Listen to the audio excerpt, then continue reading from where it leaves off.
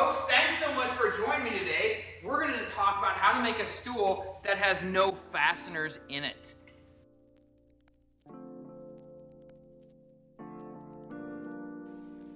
All right, so the first thing you need to do is mark your pieces. Before you do any planing, mark your pieces, see how big you need to make them so you're not planing down a bunch of stuff you're not going to use.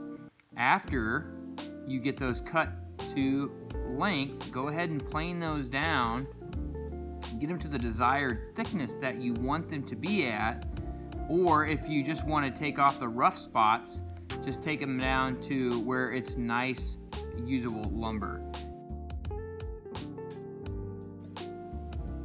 After you get your pieces all planed down, you're going to cut them to the desired lengths so you have stuff you can take and easily go over to the joiner, and you're going to joint the edges and make them nice and smooth, at least one side, because then you're going to take it to the table saw and rip it to the desired width.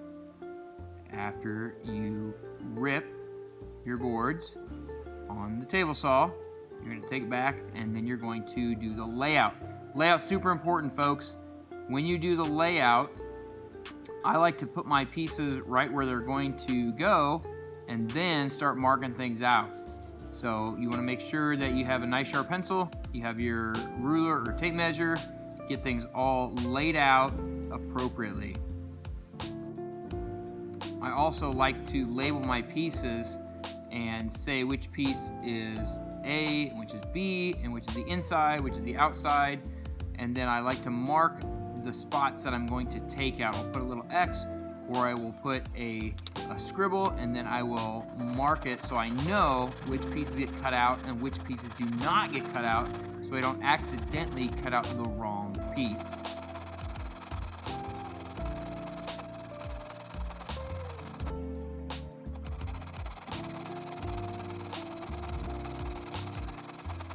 Now on this stool, I'm making the holes just a little bit big because I want to put a wedge in there, and that's what's going to hold the legs in place and the middle support piece. I'm going to put a middle support piece in here that go through the legs, and it also gets wedged in place. We're not putting any fasteners in here. We're going to use glue, but that glue is basically just to keep anything from shifting, because we have wedges that will be driven in here in between the top and the legs, and in between the legs and the middle support piece.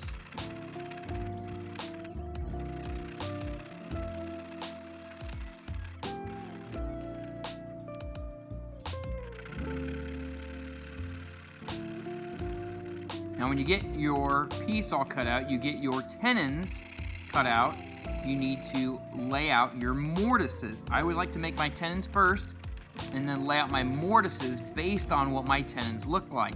If they became a little bit smaller than what I had originally planned on, that's okay, because I haven't made my mortises yet. I can just take my current tenons and then lay it out. And again, I like to mark what I'm going to take out.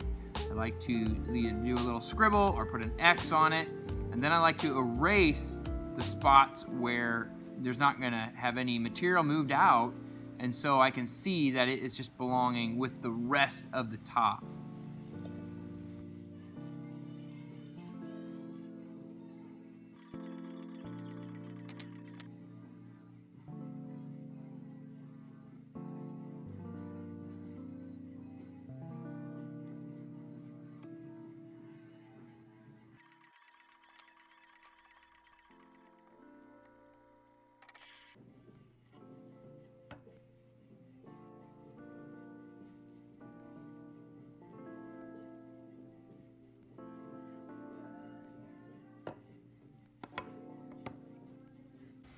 So then you're going to chisel your mortises out, but I'm going to do a little different method. I'm going to make sure my piece is clear of the table, and I'm going to drill out a lot of that spot that I'm going to take out. I'm going to take it all the way through out, so I am going to drill out a lot of the mortise so I don't have so much chiseling to do. And I used a bigger drill bit, and then it was kind of hard because it'd want to slide back in the hole, so then I went and changed to a smaller drill bit. And I would recommend, you know, a smaller drill bit and just drill a few more holes, and that way you can take out a lot of your perimeter of what you're going to chisel out. Also, I would highly advise you to make sure your chisel is very sharp. A dull chisel will have a tendency to need more effort put into it, which usually means you're going to split out the wood, maybe break it out on the back side. And I like to chisel from the top down through the bottom most of the times. But on this instance, I can't really go from the top to the bottom because my layout is on the bottom. So once you get to this point, kind of make your tenons just a little bit bigger if you want to do the wedge method. Here I'm marking what I need to do to make those fit in without being too snug. And if you use a mallet and pound all those tight, it's going to be really hard to get out, and it could split your lumber. Remember, pounding those in a spot that's too small, it will act as a wedge itself, and it probably will split that lumber, and that's not something you want to do. So take your time, use a sharp chisel. If you need to sharpen your chisel midway, just take a little pause and do that.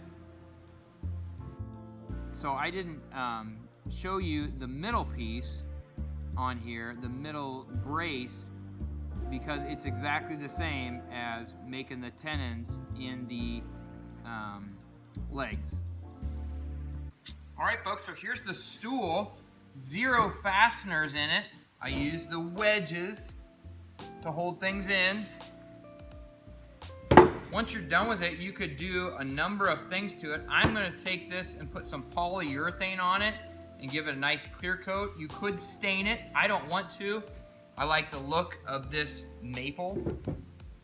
What you also can do is you can throw the date on it and then say when you built it. I am going to give this to my son, and so I put the date on it and I put his name on it. With the wedges, I put wedges here.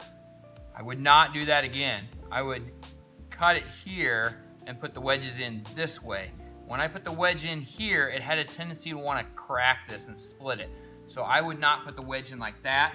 I would do it lengthways here, put the wedges in there. But I also put the wedges in here, and that's the way I would do it down here to keep this middle piece in there, as I would put them on the top or the bottom.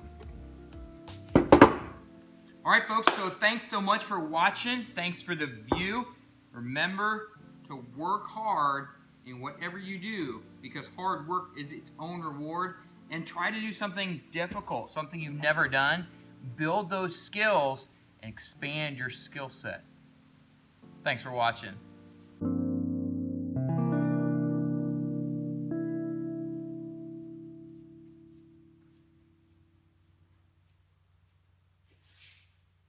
Hey folks, thanks so much for joining me today. We are going to discuss how to make a stool that has no fasteners in it.